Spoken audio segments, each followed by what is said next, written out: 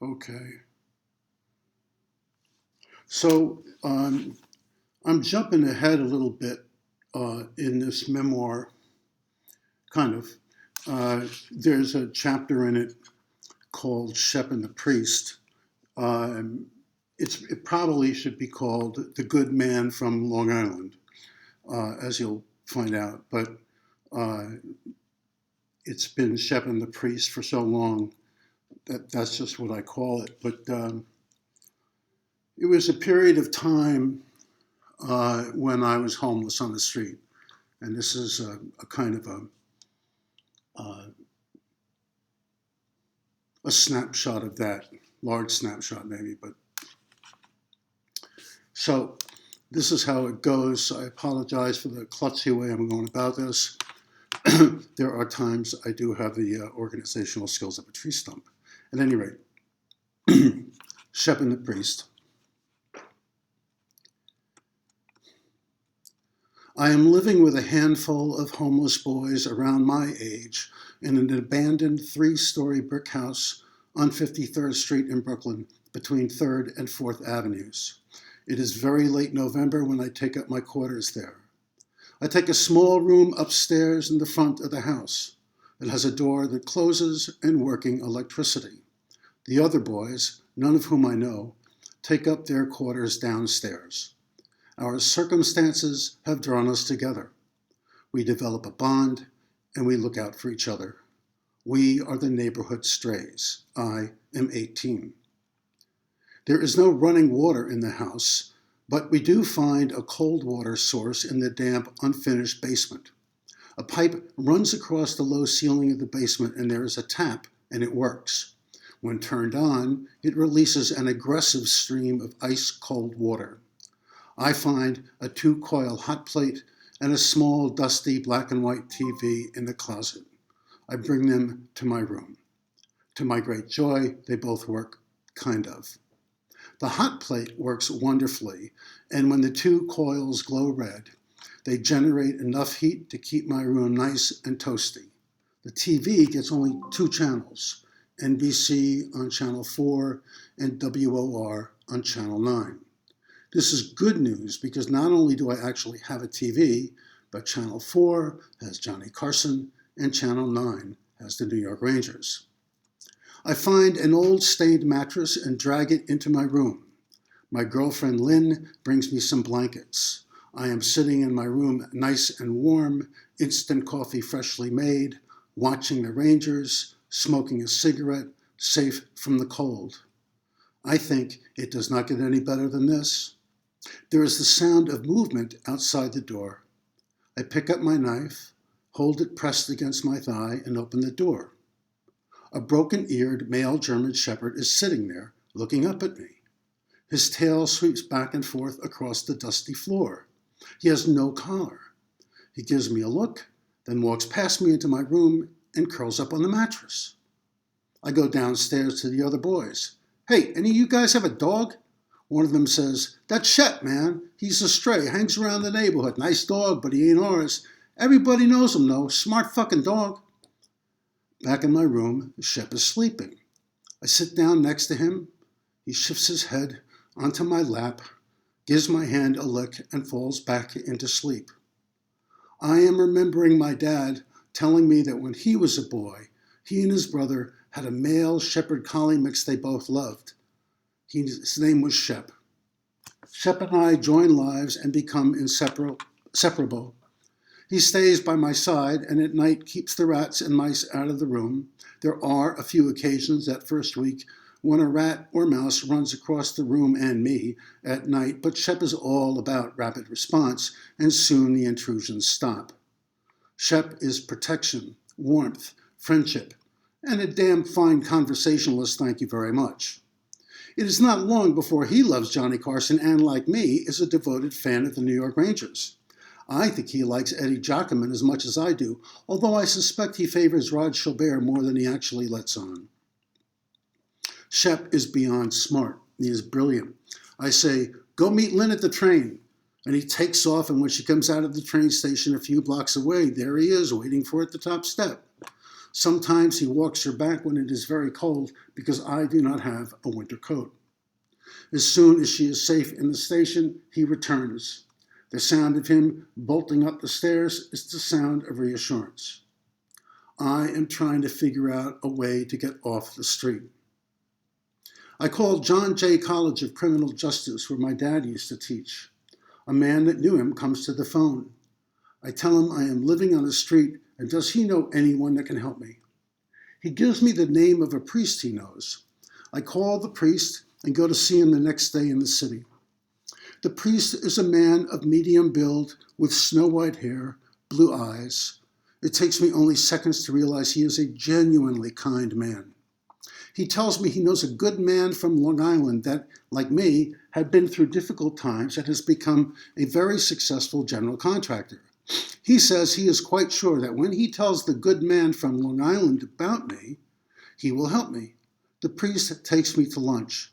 The restaurant is warm, and there is comfort in the shelter of the booth. We order coffee. I am afraid to ask for more, so I slowly sip my coffee. Thank you, Father, I say. You need to eat, my son, he says. I say a hard thing. I don't have any money, Father. That's okay, son. You order anything you want. Anything particular you like? I cannot look up because he will see my wet eyes. I say, grilled cheese. Well, do you now? We are alike there, my son. I can tell you I love grilled cheese, but I always need more than one sandwich. How about you? No, one's okay, Father. Oh, no. I couldn't live with myself knowing I ordered two and you had only one. That would be the height of unfairness. Put things out of balance, it would. I'll order us both two and we'll go from there. And some fries. I think we could use a plate of fries.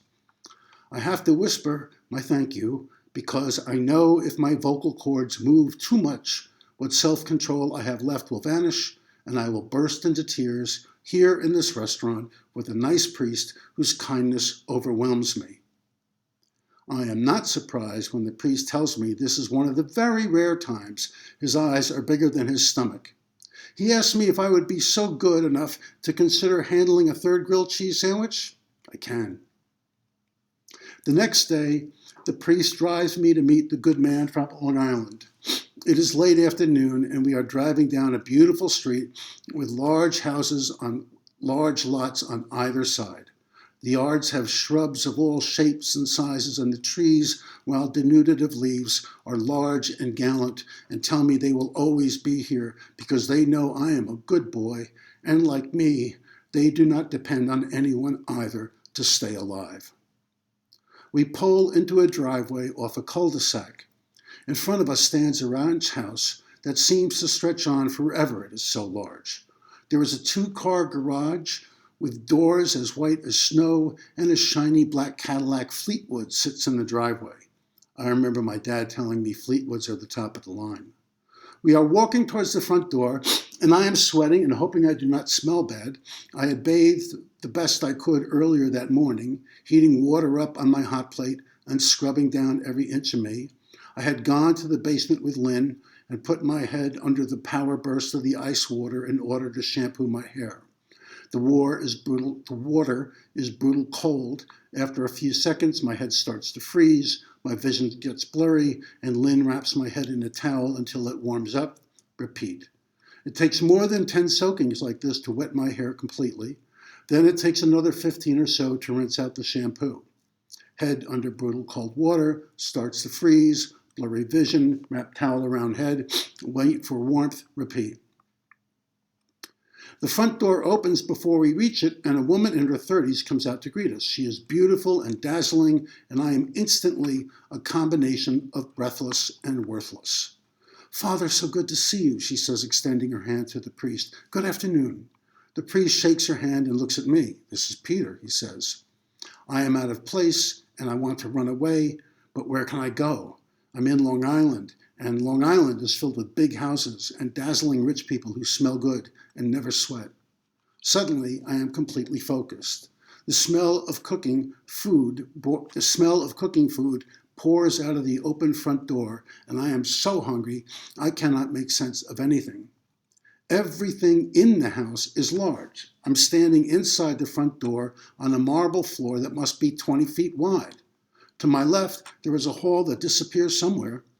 In front of me and to my right is a sunken living room that is so big I cannot figure out how a person sitting on one side of the room can hear what someone sitting on the other side of the room is saying. I think the entire population of Rhode Island could migrate to this living room with room to spare. There is a large fireplace along one wall with a large fire burning away. I remember Mom and Pop-Up's fireplace in Rumson and how my dad loved making the fire and tending to it, his eyes growing soft, half closing with sweet memory, watching the dancing flames. I miss him. The good man from Long Island sits on the far side in a large leather chair, a huge unlit cigar is in his hand, his floral patterned shirt open low, revealing a tan chest and, I swear to God, a gold chain. He has a tan, and it hits me that his wife does too. It is winter time and they have tans. They are rich. They are tan top to bottom. I may be just 18, but I know if you live in a big house in Long Island, have a shiny black Fleetwood Cadillac, nice clothes and deep tans, you have a lot of money. There can be no other explanation, and I know this. The good man from Long Island waves me to sit down next to him with his cigar. I sit down in a large leather couch that almost swallows and digests me. How old are you, kid? The good man from Long Island says. 18. 18, that's a good age, he says, and I cannot figure out what the hell is good about it, but of course I don't say this. The father tells me you're living in some abandoned building in Brooklyn? I say, that's true. How long you been on your own, kid? Pretty much since my dad died. We need to help this young man, honey, he says to his beautiful, well-groomed wife in a loud voice. She is in the very large kitchen, which is up 2 steps from the living room, with a woman who looks like a maid to me. I've been there, kid. The father will tell you. I've been there. I know poor. It's not fair it should happen to any of us. You don't have family? I say, not anymore. That's too bad, kid. I can tell you with hard work and perseverance, you can make it. That's how I did it. Hard work and perseverance. Isn't that right, honey? He says to his wife. She says, absolutely, sweetheart, in a tone that makes me think she did not hear him, but knows what to say to keep him happy. I find myself feeling sorry for her, though I'm not sure I know why. The smell of food is everywhere, and I am so hungry I can barely focus on the conversation. The good man from Long Island says, you like construction, kid? And gets up from his very large leather chair and gestures with his cigar towards the very large dining area off the kitchen. I know this answer. I say, I love construction. At the same time telling myself that the act of running to the dinner table would not be in the neighborhood of impressive. As for loving construction, I know if the good man from Long Island had owned a funeral home, I would have happily professed to a lifelong desire to be a mortician. Hunger is a harsh master. We eat a huge meal of steak and salad, and then there is lasagna and garlic bread, and I am beginning to think heaven and Long Island are one and the same. I know this is true when some very strong, delicious coffee is served in tiny cups with tiny saucers and tiny handles. I do not understand why people with this much money don't get regular-sized cups with regular-sized handles and saucers. But I do not say anything because as far as I'm concerned, I would be happy if they served the very strong, delicious coffee in thimbles. After dinner, the priest tells me he has to leave, and I am in good hands with the good man from Long Island. The priest puts his hands on my shoulders. His face and blue eyes smile at me. He promises he will pray for me. I say, thank you, Father. Happy to use the word Father again, knowing the word Daddy belongs to one person only. The good man from Long Island and his beautiful wife feed me a dessert of warm apple pie and a bowl of vanilla ice cream. I am so stuffed I almost do not feel well, but I know to get as much food in me as I can because I know I can't count on the next meal. The good man from Long Island says, I'll drive you home myself. And I could tell by the way he says it that this is a big deal, and I should be grateful. And I am, because like me, he had a hard life too. and now he is rich with a beautiful wife and a beautiful house. I am sitting in the front passenger seat. The car is warm and I am full, and the good man from Long Island has given me 3 suits that are too large for me, but he tells me he will fix that.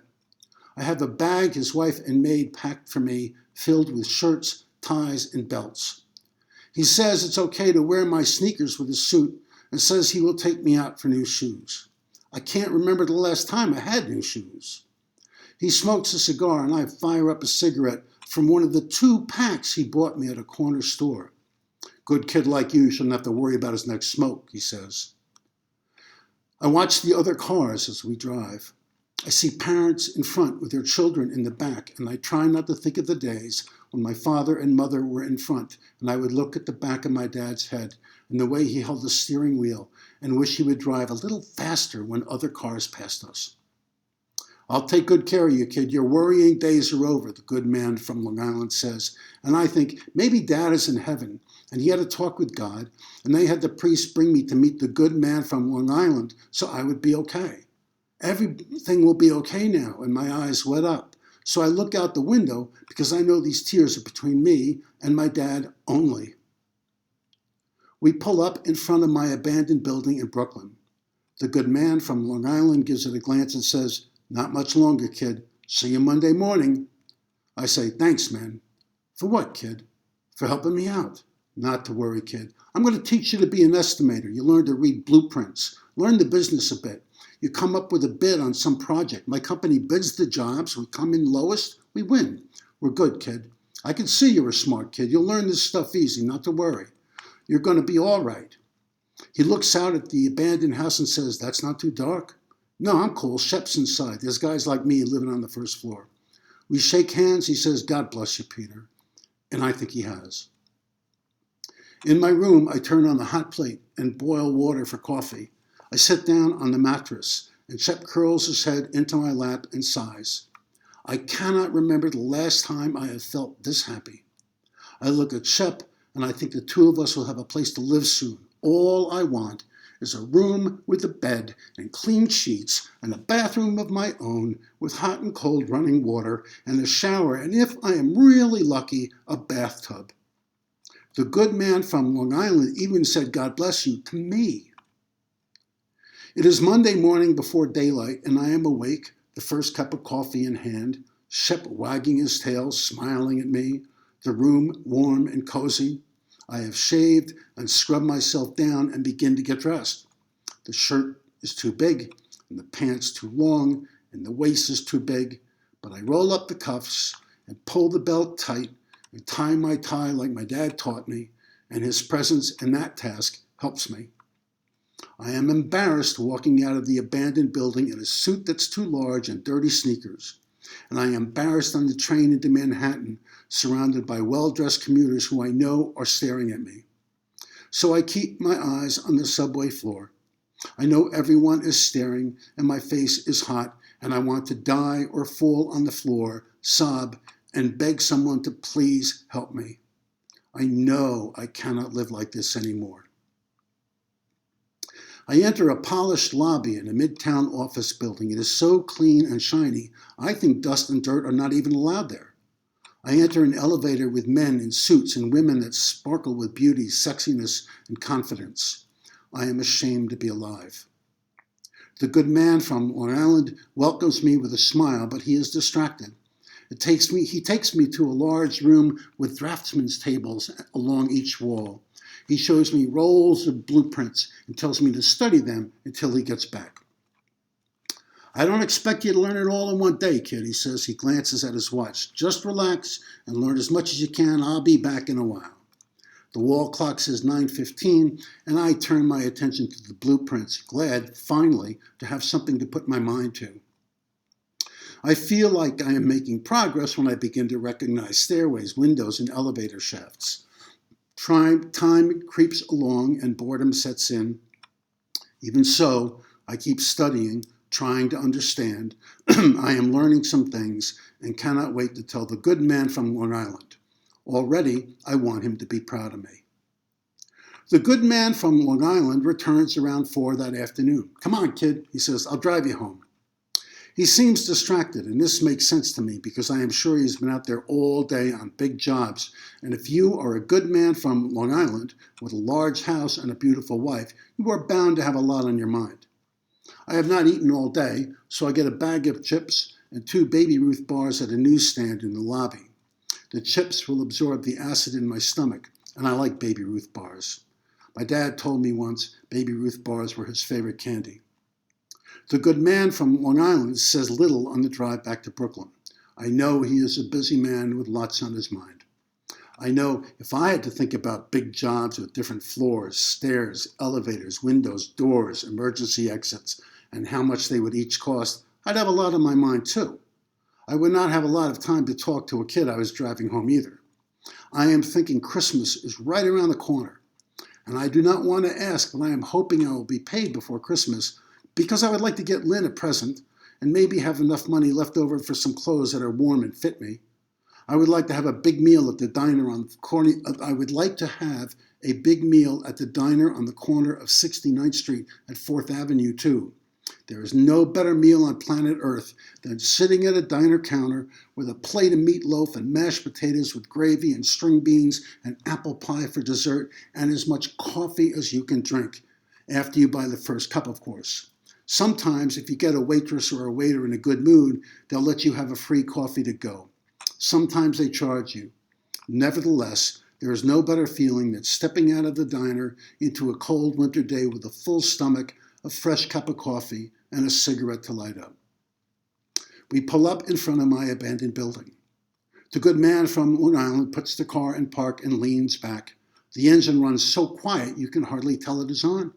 He looks out the window, reaches into his shirt, removes some money, and hands it to me. "Take this, kid," he says. I look down and see 2 $10 bills, and I think I am beginning to know what it is like to get rich. "Listen, kid," the good man from Long Island says.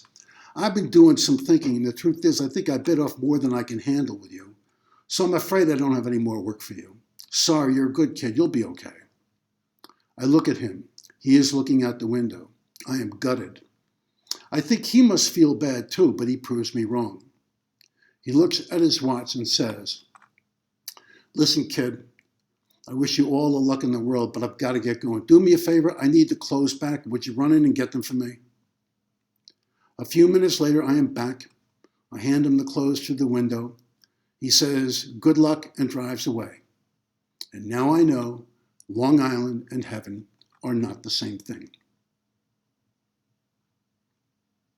End of chapter. Thanks for listening.